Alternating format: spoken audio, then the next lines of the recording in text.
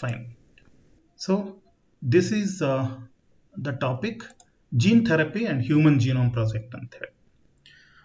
Uh, what is gene therapy and what is human genome project? Again, we will study it theoretically. Gene therapy is an experimental technique for treating disease by altering the patient's genetic material. Most often, gene therapy works by introducing a healthy copy of a defective gene into the patient's cells. What is gene therapy? ಇಲ್ಲಿ ನಿಮಗೆ ಗೊತ್ತು diseases ಇದೆಯಲ್ವಾ, diseases ಬೇರೆ ಬೇರೆ ಕಾಸ್ನಿಂದ ಆಗುತ್ತಾ.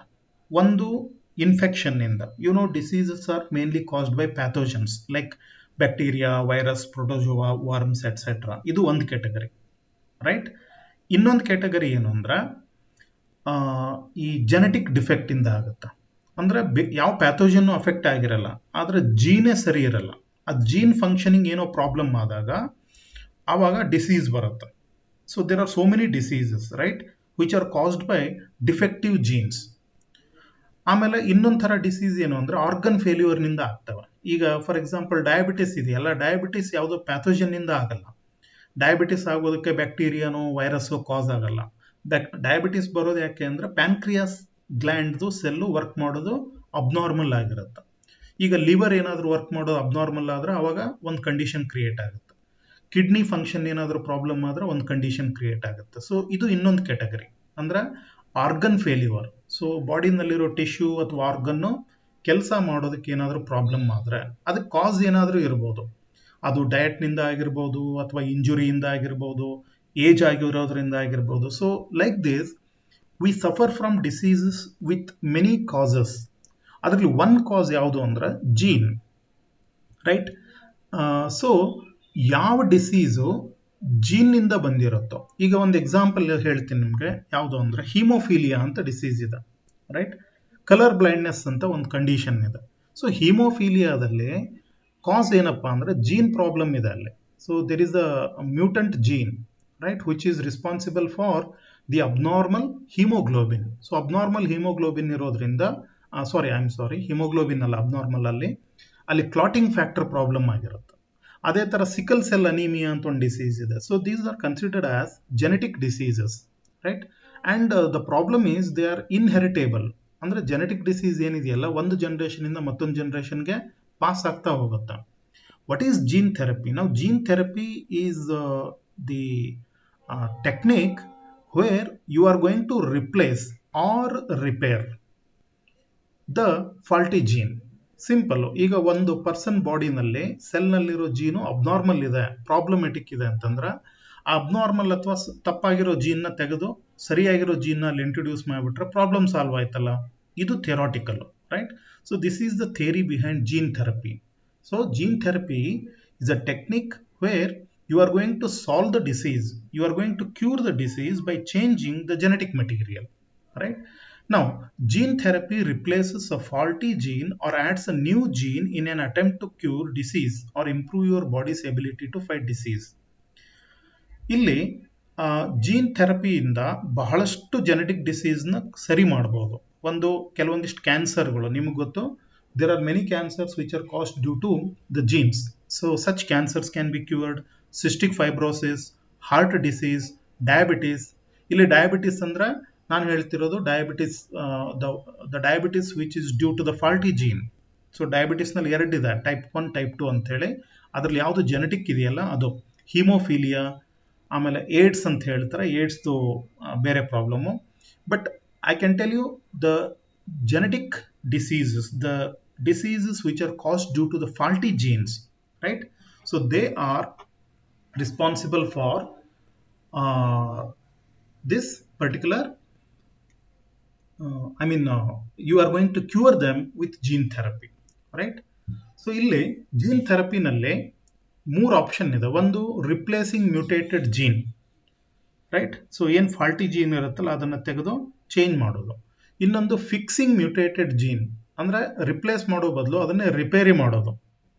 ಇದು ಹೆಂಗೆ ಅಂದ್ರೆ ನಮ್ಮ ಬೈಕು ಅಥವಾ ಕಾರ್ನಲ್ಲಿ ಟೈರ್ ತೀರಾ ಹಳೇದಾಗಿತ್ತು ಅಂದ್ರೆ ತೆಗೆದು ಹೊಸ ಟೈರ್ ಹಾಕೋದು, ಅಥವಾ ಸ್ವಲ್ಪ ಏನಾದರೂ ಪ್ರಾಬ್ಲಮ್ ಆಗಿದ್ರೆ ಪಂಕ್ಚರ್ ಹಾಕೋದು ಅಂದಂಗೆ, ಆ ಥರ. Making diseased cells more evident to the immune system. ಇನ್ನೊಂದೇನಪ್ಪ ಅಂದ್ರೆ ಯಾವ ಸೆಲ್ಲು ಅಬ್ನಾರ್ಮಲ್ ಇರುತ್ತೋ ಅದು ಇಮ್ಯೂನ್ ಸಿಸ್ಟಮ್ಗೆ ಬೇಗ ಕಾಣೋ ಥರ ಮಾಡಿದ್ರೆ ಇಮ್ಯೂನ್ ಸಿಸ್ಟಮ್ ಅದನ್ನ ಡೆಸ್ಟ್ರಾಯ್ ಮಾಡಿಬಿಡುತ್ತೆ. ಅಂದ್ರೆ ಅಬ್ನಾರ್ಮಲ್ ಸೆಲ್ನ ಬೇಗ ಡೆಸ್ಟ್ರಾಯ್ ಮಾಡಿಬಿಡುತ್ತೆ. ಇದು ಕ್ಯಾನ್ಸರ್ ಸೆಲ್ನಲ್ಲಿ ವರ್ಕ್ ಆಗುತ್ತೆ. So this is going to work in cancer cells. ಈಗ ಬಾಡಿನಲ್ಲಿ ನಾರ್ಮಲ್ ಸೆಲ್ಲು ಕ್ಯಾನ್ಸರ್ ಸೆಲ್ ಅಂತ ಎರಡು ಥರ ಕ್ರಿಯೇಟ್ ಆದಾಗ ಕ್ಯಾನ್ಸರ್ ಪೇಷಂಟ್ನಲ್ಲಿ ಕ್ಯಾನ್ಸರ್ ಸೆಲ್ ಮಾತ್ರ ಇಮ್ಯೂನ್ ಸಿಸ್ಟಮ್ಗೆ ಬೇಗ ಗೊತ್ತಾಗ್ಬಿಟ್ರೆ ಆ ಕ್ಯಾನ್ಸರ್ ಸೆಲ್ನ ನಮ್ಮ ಇಮ್ಯೂನ್ ಸಿಸ್ಟಮೇ ಡೆಸ್ಟ್ರಾಯ್ ಮಾಡಿಬಿಟ್ರೆ ಆವಾಗ ಕ್ಯಾನ್ಸರು ಕಂಟಿನ್ಯೂ ಆಗಲ್ಲ. So this is what they want to do in gene therapy, right? Now the problem with gene therapy, this is theoretical. Remember, ಇದು ಇನ್ನೂ ಬರೀ ಥಿಯರಿನಲ್ಲಿ ಮಾತ್ರ ಇರೋದು. ಯಾಕೆಂದ್ರೆ ಈ ಜೀನ್ ಇದೆಯಲ್ವಾ, ಅದನ್ನು ನಾವು ಹೇಳಿದಷ್ಟು ಸುಮ್ಮನೆ ಈಸಿಯಾಗಿ ಹೇಳ್ಬಿಡ್ತೀವಿ. ಏನಂತ, ಒಬ್ಬ ಪರ್ಸನ್ನಲ್ಲಿ, ಯಾರೋ ಹಿಮೋಫೀಲಿಯಾ ಇರೋ ಪರ್ಸನ್ದು ಬಾಡಿನಲ್ಲಿ ಸೆಲ್ ಒಳಗಡೆ DNA ಆ ಜೀನ್ ಏನಿದೆಯಲ್ವಾ, ಯಾವ ಜೀನು ಹಿಮೋಫೀಲಿಯಾ ಆಗೋದಕ್ಕೆ ಕಾರಣ ಏನು ಅಂದ್ರೆ ಅಲ್ಲಿ ಫ್ಯಾಕ್ಟರ್ 9 ಪ್ರೊಡ್ಯೂಸ್ ಆಗ್ತಾ ಇರಲ್ಲ. ಸೊ ಫ್ಯಾಕ್ಟರ್ 9 ಅಂದ್ರೆ ಕ್ಲಾಟಿಂಗ್ ಫ್ಯಾಕ್ಟರು ನಾರ್ಮಲ್ ಇರೋ ಜೀನ್ ಹಾಕಿಬಿಟ್ರೆ ಮುಗಿದೋಯ್ತಲ್ವಾ ಅಂತೇಳಿ. No, it is not that simple. Because you have to replace the gene in the embryonic condition only. ಅಂದರೆ ಎಗ್ ಸೆಲ್ ಇರುತ್ತಲ್ವ, ಆವಾಗಲೇ ನೀವು ಅದನ್ನು ಚೇಂಜ್ ಮಾಡಬೇಕಾಗುತ್ತೆ. So it is not that simple, right? ಕೇಳೋದಕ್ಕೆ ಬಹಳ ಈಸಿ ಅನಿಸುತ್ತೆ. ಬಟ್ ಜೀನ್ ಥೆರಪಿ ಏನಿದೆಯಲ್ಲ, ಇದು ಫ್ಯೂಚರ್ ಥೆರಪಿ. ಇದು scientists are hoping that one fine day there will be a gene therapy available. ಅಂದರೆ ಫ್ಯೂಚರ್ನಲ್ಲಿ ಒಂದಿನ ಈ ಜೀನ್ ಥೆರಪಿ ಇರುತ್ತೆ, ಸಿಗುತ್ತೆ ನಮಗೆ ಅಂತ ಅನ್ಕೋತಾರೆ. ಆದರೆ ಈಗ ಇನ್ನೂ ಅದು ಥೆರಾಟಿಕಲ್ ಆಸ್ಪೆಕ್ಟ್ನಲ್ಲಿದೆ. ಸೈಂಟಿಸ್ಟ್ಸು ಆಮೇಲೆ ಅಂದರೆ ಇನ್ನೂ ಸೈಂಟಿಸ್ಟ್ ಲೆವೆಲ್ನಲ್ಲೇ ಇದೆ, ಅದು ಡಾಕ್ಟರ್ ಲೆವೆಲಲ್ಲಿ ಇನ್ನೂ ಹೋಗಿಲ್ಲ. So the genetic scientists, right, biotechnology ಅವರೆಲ್ಲ ಏನಿದಾರಲ್ಲ, ಅವರು ಇದನ್ನ ಟ್ರೈ ಮಾಡ್ತಿದ್ದಾರೆ. So they are trying it with some other animals so that in the future it can be tried with humans. Okay, so gene therapy is just a concept of future medicine, right? ಇನ್ನೂ ಬಂದಿಲ್ಲ, ನೆನ್ಪಿಟ್ಕೊಳ್ಳಿ. ಯಾಕೆಂದ್ರೆ theory ಚೆನ್ನಾಗಿದೆ, ಯಾವುದೋ ಒಂದು ಜೀನ್ನ ತೆಗೆದುಹಾಕಿ ಇನ್ನೊಂದು ಹೊಸ ಜೀನ್ ಹಾಕಿಬಿಟ್ರೆ ಆಯ್ತಲ್ವಾ ಅಂತ. But it is not that easy, you know, it's so difficult, think ಮಾಡೋಕ್ಕಾಗಲ್ಲ. ಆಮೇಲೆ ಅದೇನಿದ್ರು ಜೀನ್ ಚೇಂಜ್ ಮಾಡೋದಿದ್ರೆ ನೀವು ಇನ್ನೂ ಎಗ್ ಕಂಡೀಷನ್ ಅಥವಾ ಎಂಬ್ರಿಯಾನಿಕ್ ಕಂಡೀಷನ್ ಇರುತ್ತಲ್ವಾ, ಸೊ ಅವಾಗಲೇ ಮಾಡಬೇಕಾಗತ್ತೆ. Okay, that's about the gene therapy. I hope you understood. It is just a concept. Okay, ಇದ್ರ ಬಗ್ಗೆ ಇಷ್ಟು ಗೊತ್ತಿದ್ರೆ ಸಾಕು. ಟೆಕ್ನಿಕ್ ಏನು ಕೇಳಕ್ಕೆ ಹೋಗ್ಬೇಡಿ, ನಾನು ಅದನ್ನೇ ಹೇಳಿದ್ದು. ಅದಿನ್ನೂ ಎಕ್ಸ್ಪೆರಿಮೆಂಟಲ್ ಹಂತದಲ್ಲಿರೋದು, ಎಲ್ಲೂ ಟ್ರೈ ಮಾಡ್ತಿಲ್ಲ. ಸೊ ಯಾವ ಹಾಸ್ಪಿಟಲ್ನಲ್ಲಿದೆ ಸರ್ ಜೀನ್ ಥೆರಪಿ ಅಂತ ಕೇಳಬೇಡಿ. Okay, then next, human genome project, HGP ಅಂತ ಕರಿತೀವಿ ನಾವು, ಹ್ಯೂಮನ್ ಜೀನೋಮ್ ಪ್ರಾಜೆಕ್ಟ್. ಇಲ್ಲಿ DNA ಕಂಡುಹಿಡಿದ್ರು. ನಾನು ನಿಮಗೆ ಯಾವುದದು ಹಿಸ್ಟ್ರಿ ಆಫ್ ಬಯೋಟೆಕ್ನಾಲಜಿ ಅಂತ ಹೇಳುವಾಗ ಅಲ್ಲಿ ಒಂದಿಷ್ಟು ಮೈಲ್ ಸ್ಟೋನ್ ಹೇಳ್ತಾ ಬಂದಾಗ ಈ ಹ್ಯೂಮನ್ ಜೀನೋಮ್ ಪ್ರಾಜೆಕ್ಟ್ ಬಗ್ಗೆ ಮೆನ್ಷನ್ ಮಾಡಿದ್ದೆ. So I mentioned you about this human genome project. So Human Genome Project was a 13-year long publicly funded project, okay, initiated in 1990 with the objective of determining the DNA sequence of the entire euchromatic human genome within 15 years. ಅಂದ್ರೆ 1990ಸ್ನಲ್ಲಿ ಈ genetic ಸೈಂಟಿಸ್ಟ್ಗಳೆಲ್ಲ ಸೇರಿಕೊಂಡು ಒಂದು decide ಮಾಡಿದ್ರೆ ಏನಂತ, ನಮ್ಮ human chromosomes ಇದಾವಲ್ಲ, right? So ಎಷ್ಟಿದೆ human chromosome? 23 peer ಇದೆ, ಆಯ್ತಾ? ಆ 23 ಕ್ರೋಮೋಸೋಮ್ನಲ್ಲಿ ಜೀನ್ಸ್ ಇದೆ ಅಂತ ಗೊತ್ತಿತ್ತು. ಆದರೆ ಯಾವ್ಯಾವ ಕ್ರೋಮೋಸೋಮ್ನಲ್ಲಿ ಯಾವ್ಯಾವ ಜೀನ್ ಇದೆ? Chromosome 1. So how many genes are there and what are the genes and how they are arranged? So they wanted to know about everything about the chromosomes and genes of the human beings, right? So this human genome project was taken to solve this problem, right? So it is a 13-year long, 13 ವರ್ಷ time ತಗೊಳ್ತಿದ್ದಕ್ಕೆ. 1990ಸ್ನಲ್ಲಿ start ಆಗಿದ್ದು, and they wanted to complete it in 15 years. ಅಂದರೆ ಅವ್ರು plan ಮಾಡಿದ್ದು 15 ವರ್ಷದಲ್ಲಿ complete ಮಾಡೋದು ಅಂತ ಹೇಳಿ. ಉದ್ದೇಶ ಏನಿತ್ತು ಹೇಳಿ, ಹ್ಯೂಮನ್ ಜೀನ್ಸ್ ಅಂದರೆ ಹ್ಯೂಮನ್ದು ಎಂಟೈರ್ ಜೀನೋಮ್, ಅಂದರೆ ಕ್ರೋಮೋಸೋಮ್ 1ಇಂದ ಹಿಡ್ಕೊಂಡು ಕ್ರೋಮೋಸೋಮ್ 23ವರೆಗೂ ಎಲ್ಲ ಕ್ರೋಮೋಸೋಮ್ನಲ್ಲಿರೋ ಪೂರ್ತಿ DNA ನ್ಯೂಕ್ಲಿಯೋಟೈಡ್ ಸೀಕ್ವೆನ್ಸ್ನ ಕಂಡುಹಿಡಿಯೋದು. ಆಮೇಲೆ ಎಷ್ಟು ಜೀನ್ ಇದೆ, ಯಾವ್ಯಾವ ಜೀನ್ ಇದೆ, ಯಾವ್ಯಾವ ಜೀನು ಯಾವ್ಯಾವ ಕ್ರೋಮೋಸೋಮ್ನಲ್ಲಿದೆ ಅಂತ ಕಂಡುಹಿಡಿಯೋದು. So they wanted to know everything about the human genes. So that is the project, a very ambitious project called human genome project, right? So ಇದೊಂದು ಟೈಮ್ ಲೈನ್ ಪಿಕ್ಚರ್, ಇದು ಬಹಳ ದೊಡ್ಡದಿದೆ, ನಾನು ಡಿಟೇಲ್ ಆಗಿ ಹೇಳಕ್ ಹೋಗಲ್ಲ. But I can tell you one thing. Human genome project ಬಹುಶಃ ನಮ್ಮ ಮಾಡರ್ನ್ ಸೈಂಟಿಫಿಕ್ ಹಿಸ್ಟರಿನಲ್ಲೇ one of the biggest project, right? You know about projects. ನಮ್ಮ ಸೈನ್ಸ್ನಲ್ಲಿ ಪ್ರಾಜೆಕ್ಟ್ಸ್ ಅಂತ ಬರುತ್ತೆ, ನಾವು ಪ್ರಾಜೆಕ್ಟ್ ತಗೋತೀವಿ. Even I had a project, right? So 1.3 lakh rupees ಒಂದು ಪ್ರಾಜೆಕ್ಟ್ ಇತ್ತು ನಂದು, 2 ವರ್ಷ ಟೈಮ್ ತಗೊಂಡೆ. ಆ ಥರ ಬೇರೆ ಬೇರೆ ಕಾಲೇಜ್ನಲ್ಲಿ, ಬೇರೆ ಬೇರೆ ಇನ್ಸ್ಟಿಟ್ಯೂಷನ್ನಲ್ಲಿ ಪ್ರಾಜೆಕ್ಟ್ ತಗೋತಾರೆ. So they also take project, and some projects are crores of rupees, right? ಈಗ ಒಂದು ವ್ಯಾಕ್ಸಿನ್ ರೆಡಿ ಮಾಡಬೇಕು ಅಂದರೆ ಮೊದಲು ಅದೊಂದು ಪ್ರಾಜೆಕ್ಟ್, ಅದು ಸ್ಟಾರ್ಟಿಂಗ್ ಅದನ್ನು ಕಂಡುಹಿಡಿಯೋದಕ್ಕೆ ಎಷ್ಟೋ ಕೋಟಿ ದುಡ್ಡು ಬೇಕಾಗುತ್ತೆ ಅವ್ರಿಗೆ, 100 ಕೋಟಿ 200 ಕೋಟಿ ಆ ಥರ ನಮ್ಮ ಸೈನ್ಸ್ನಲ್ಲಿರೋ ಪ್ರಾಜೆಕ್ಟ್ನ ನೀವೆಲ್ಲಾನು ಕನ್ಸಿಡರ್ ಮಾಡಿದ್ರೆ ಬಹುಶಃ ಇದೇನಿದೆಯಲ್ವಾ human genome project, this is one of the biggest. Why it is biggest? Let me tell you. It started in 1990 and it actually completed in 2001. So 2001 ಏನಿದೆಯಲ್ವಾ, 2001 ಆ್ಯಂಡ್ 2002ನಲ್ಲಿ ರಿಸಲ್ಟ್ಸ್ ಬಂತು. So you can see how almost 10 years, they wanted to complete it in 15 years, but they completed 5 years early because of modern equipments and other things. So ಮೊದಲನೇದು ನೆನ್ಪಿಟ್ಕೊಳ್ಳಿ, human genome project started in 1990. Okay, so 1990ನಲ್ಲಿ start ಆಯಿತು. Aim ಏನು human genome ಪ್ರಾಜೆಕ್ಟ್ದು? The aim is to sequence full DNA of human DNA ಏನಿದೆಯಲ್ವಾ, chromosome 1 ಇಂದ ಇಟ್ಕೊಂಡು chromosome 23 ತನಕ ಏನು DNA ಇದೆಯಲ್ಲ, ಪೂರ್ತಿ DNA ಆ ಕ್ರೋಮೋಸೋಮ್ನಲ್ಲಿರೋದು, ಆ ಪೂರ್ತಿ DNAದು ಕಂಪ್ಲೀಟ್ ನ್ಯೂಕ್ಲಿಯೋಟೈಡ್ ಸೀಕ್ವೆನ್ಸ್ನ ಕಂಡುಹಿಡಿಯೋದು. ಇದು ಮೊದಲನೇ ಅಬ್ಜೆಕ್ಟಿವ್. ನೆಕ್ಸ್ಟ್, ಎಷ್ಟು ಜೀನ್ಸ್ ಇದಾವೆ ಹ್ಯೂಮನ್ನಲ್ಲಿ ಒಂದು ನೆನ್ಪಿಟ್ಕೊಳ್ಳಿ. ಅಲ್ಲಿವರೆಗೂ ಹ್ಯೂಮನ್ನಲ್ಲಿ ಎಷ್ಟು ಜೀನ್ ಇದೆ ಅಂತ ಗೊತ್ತೇ ಇರಲಿಲ್ಲ. ಕರೆಕ್ಟಾಗಿ ಹೇಳೋದಾದರೆ ಇವತ್ತಿಗೂ ಗೊತ್ತಿಲ್ಲ ನಮಗೆ. Even till today, we don't know exactly how many genes are there, right? So, ಎಷ್ಟು ಜೀನ್ಸ್ ಇದೆ ಎರಡನೇದು.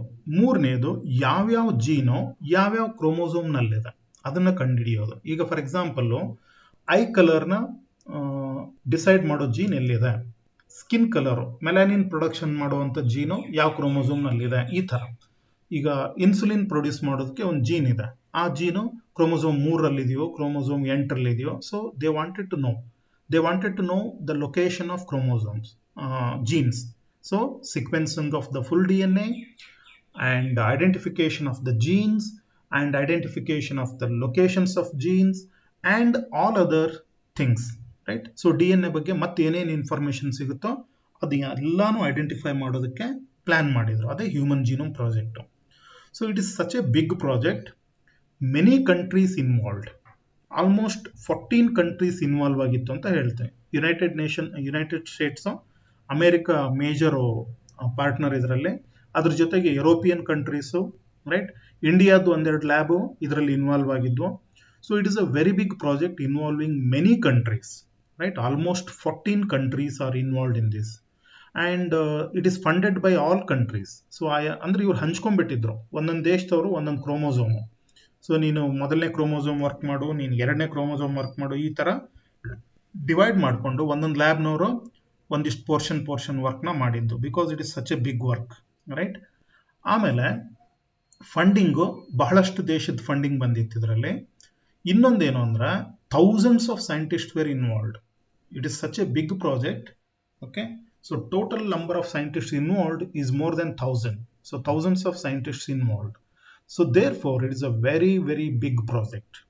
ಸೊ ಈ ಪ್ರಾಜೆಕ್ಟ್ನಲ್ಲಿ ಏನು ಡೇಟಾ ಬಂತಲ್ವಾ, ಡೇಟಾ ಪ್ರೊಡ್ಯೂಸ್ ಆಯ್ತಲ್ವಾ, ಅದನ್ನೇ NCBI ವೆಬ್ಸೈಟ್ನಲ್ಲಿ ಫಸ್ಟ್ ಹಾಕಿದ್ದೇವರು.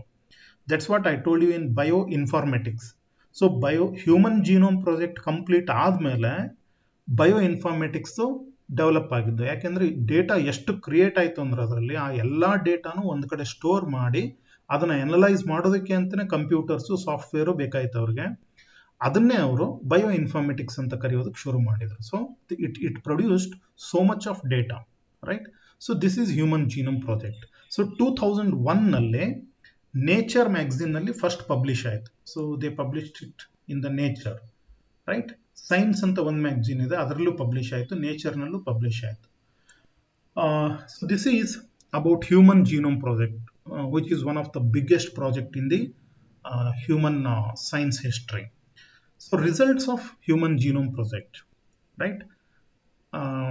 ಇಲ್ಲಿ ನಿಮಗೆ ಇನ್ನೊಂದು ಸ್ಟೋರಿ ಹೇಳಬೇಕು ಅಂದ್ರೆ ಸೆಲೆರಾ ಜೀನೋಮಿಕ್ಸ್ ಅಂತ ಒಂದಿದೆ. I don't remember the name of the scientist.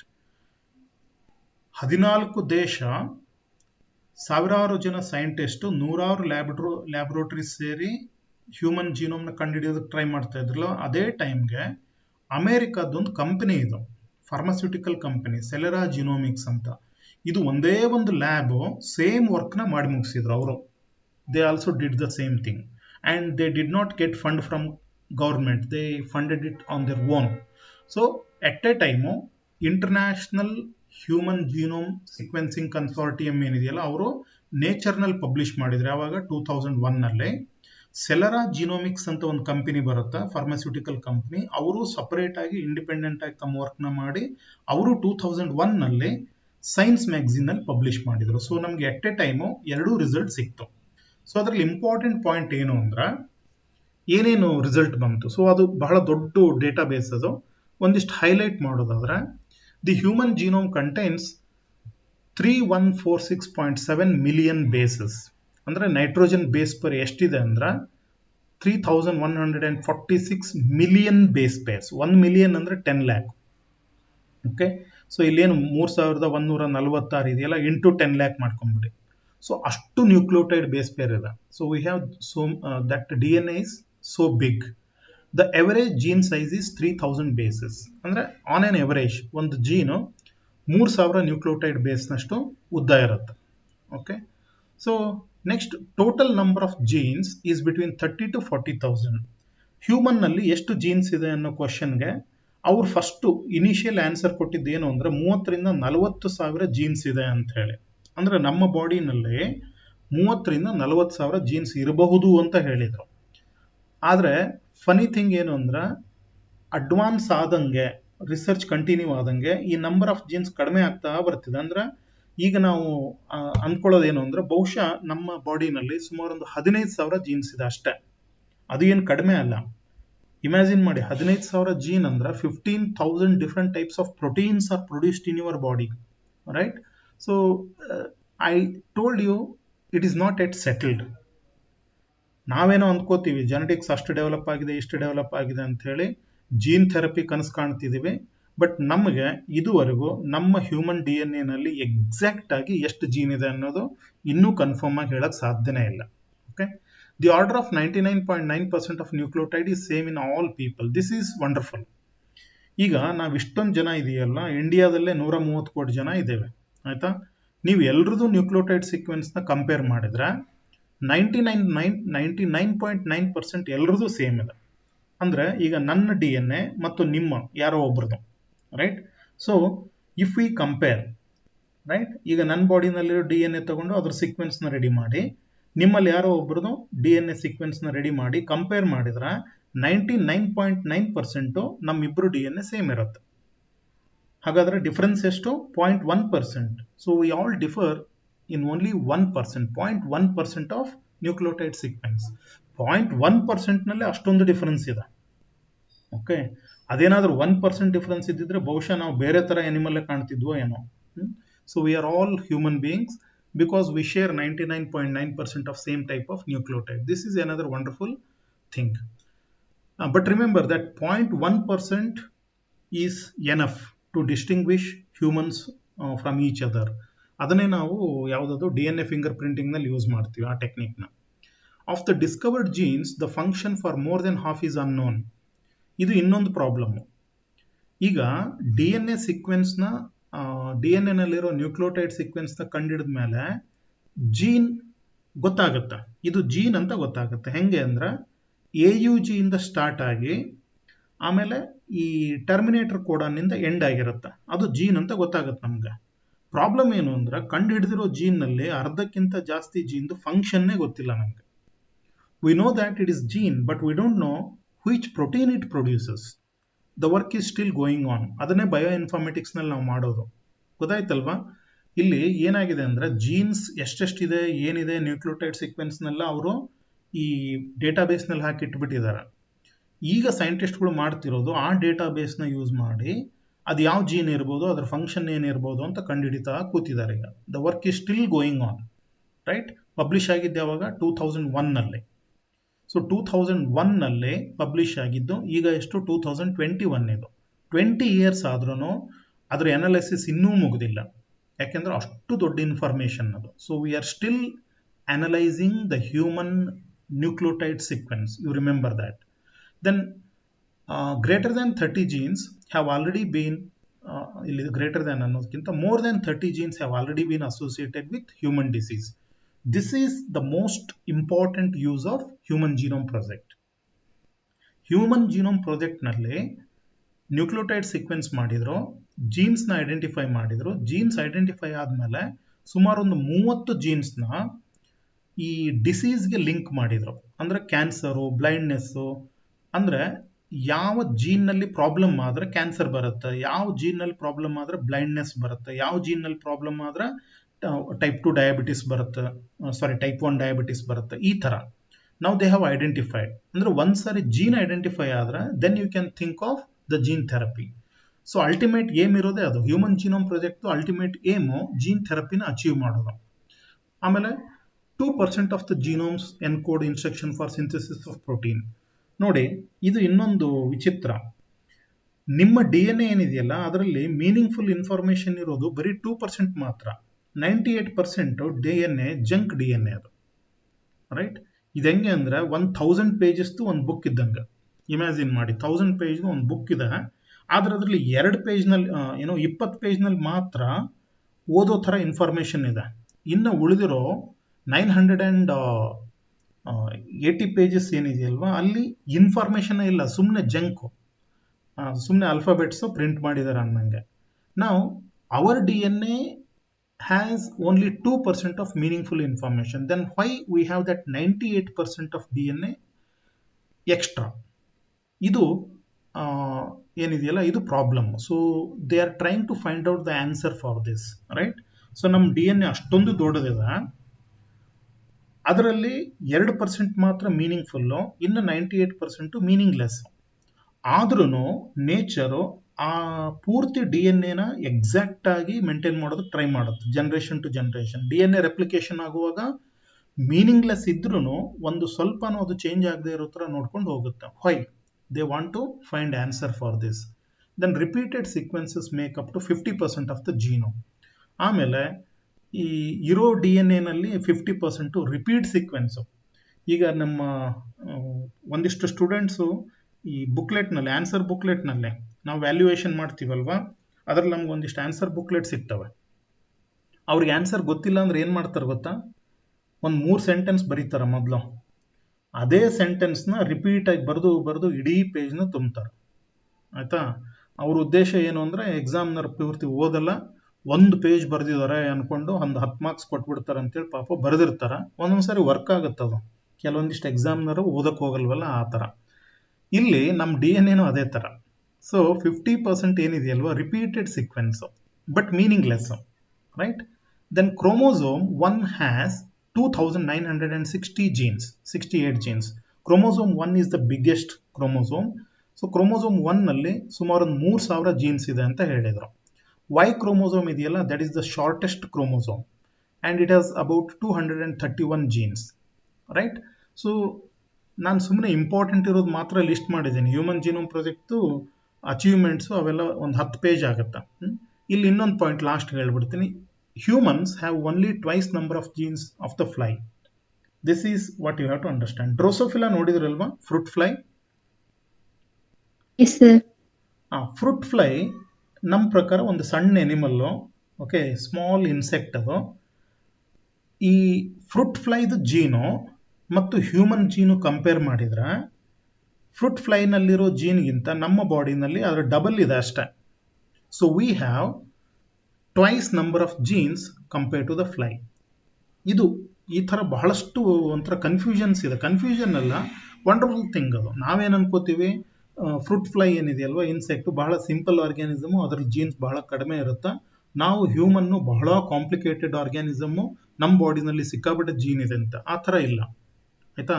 So ಅಲ್ಲಿ ಅದಕ್ಕಿಂತ ಡಬಲ್ ಇದೆ ಅಷ್ಟೇ ನಮ್ಮದು, 3 times as many proteins as fly or worm. So ಒಂದು ಡ್ರೋಸೋಫಿಲಾನಲ್ಲಿ ಇರೋದಕ್ಕಿಂತ ಒಂದು 3 ಪಟ್ಟು ಜಾಸ್ತಿ ಪ್ರೋಟೀನ್ ಇದೆ ಅಷ್ಟೇ.